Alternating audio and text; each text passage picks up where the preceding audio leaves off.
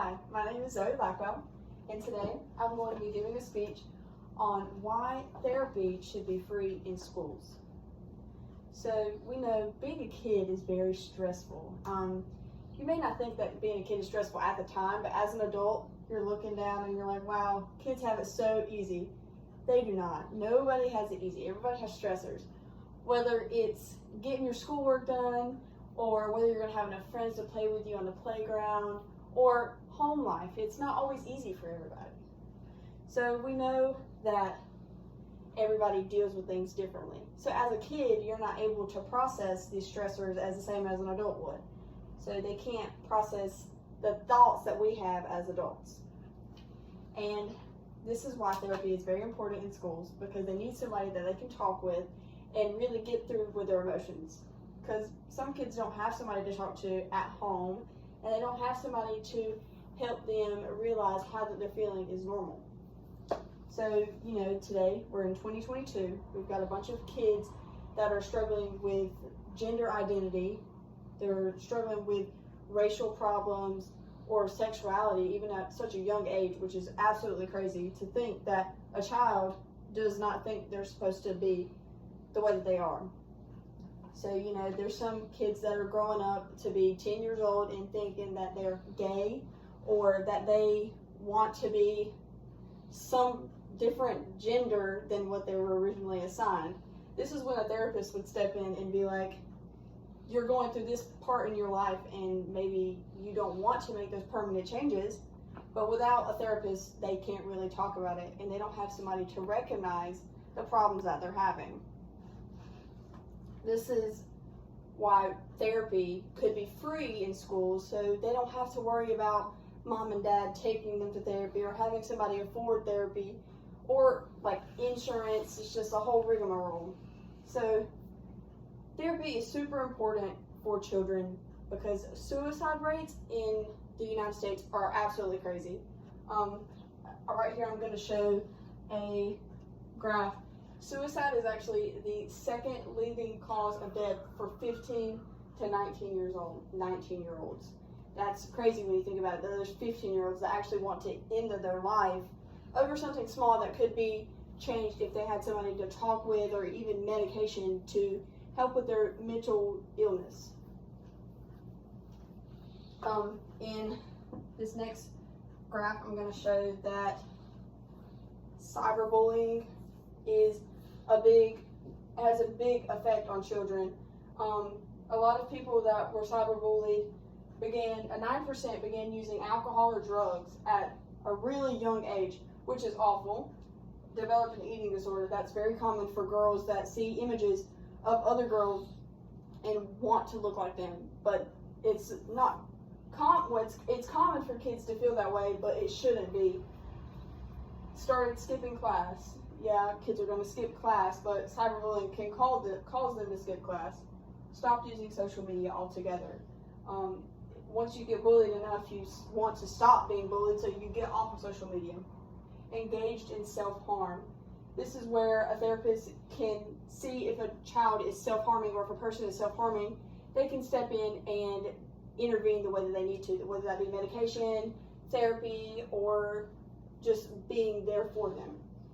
Deleting their social media profiles. 26% of people delete their social media profiles after being cyberbullied, which is probably a smart idea. Also, 26% have suicidal thoughts. After being talked down upon and just bullied, a lot of kids want to end their life, and that's stupid, but a lot of the kids develop depression. That's 37%.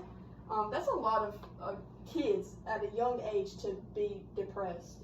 A therapist could help them change those emotions that they're feeling and help them form them into happy thoughts. Not necessarily happy thoughts, but a lot of them, 41%, develop social anxiety, which is very, very common. You're seeing a lot more people that have anxiety, even as kids. You wouldn't even think of a kid to have anxiety, but most of them do, and it's underlying, so you have no idea. So teachers could recommend that their students see a therapist, and they would have just a short amount of time throughout the day to go see a therapist for free. like I said, mom and dad wouldn't have to worry about taking their kid to therapy. They wouldn't have to worry about insurance paying for it. It would just be there. It would be free. Can I ask a question? Yes. Is this therapy in college or high school or what? This would be all ages. So this would be starting in probably primary school, so kindergarten to 3rd grade, all the way throughout high school and college. Okay, so we're all familiar with guidance counselors in school, right? So is this like an upgrade of guidance counselors for more current events? Because when I was in school, guidance counselors, all they did was help with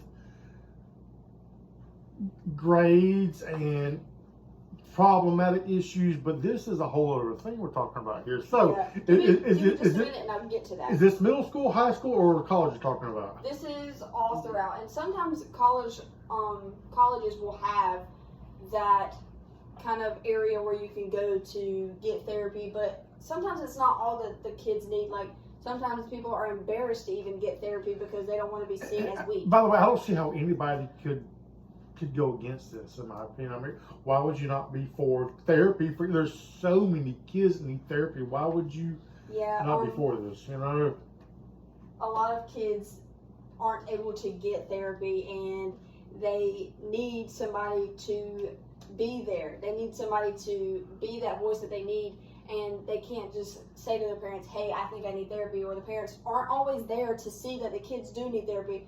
And I think that honestly, when they get to a certain age, they should go through mental testing to see where they are and to see how they're thinking. But in this next slide,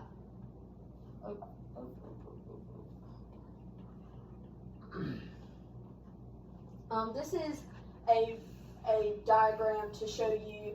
This is from children ages 5 to 17 years old that have received any mental health treatment, taken medication for their mental health, or received counseling or therapy from a mental health professional in the past 12 months by urbanization level. This is in the United States from the year 2019.